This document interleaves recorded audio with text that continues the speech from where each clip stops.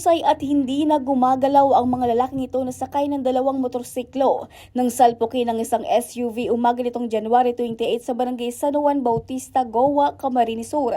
Sa videong ito, kita ang tila nagkapira-pirasong bahagi ng motorsiklo at helmet ng isa sa mga biktima na nasa gitna ng kalsada. Batay sa paunang investigasyon ng pulisya, pauwi na sana sa barangay Bagong Bayan, Pequeño, Goa ang 19 anyos na driver ng isang SUV na galing sa direksyon ng Naga City. Habang binabaybay ang nasabing kalsada, sinubukan umano ng SUV na mag-overtake sa sinusundan nitong trimobile.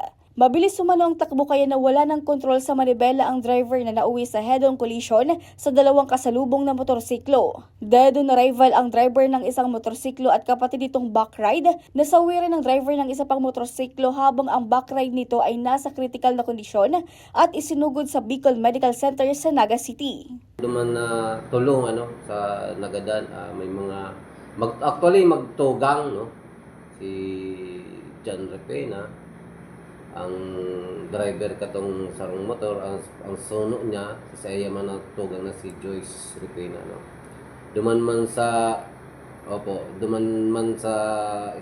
sa sarong motor man na Rose, ang driver man naman si Mark Nagascon, siya did on arrival man.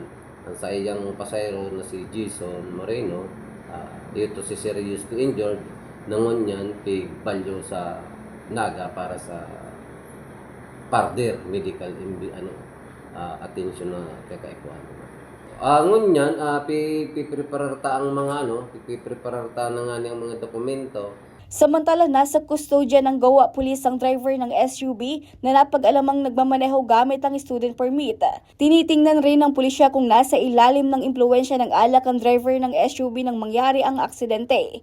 Maaring maharap ang suspect sa kasong reckless imprudence resulting in multiple homicide, physical injuries at damage to property at maaring madagdagan pa kung mapatunayang ito nga'y nakainom.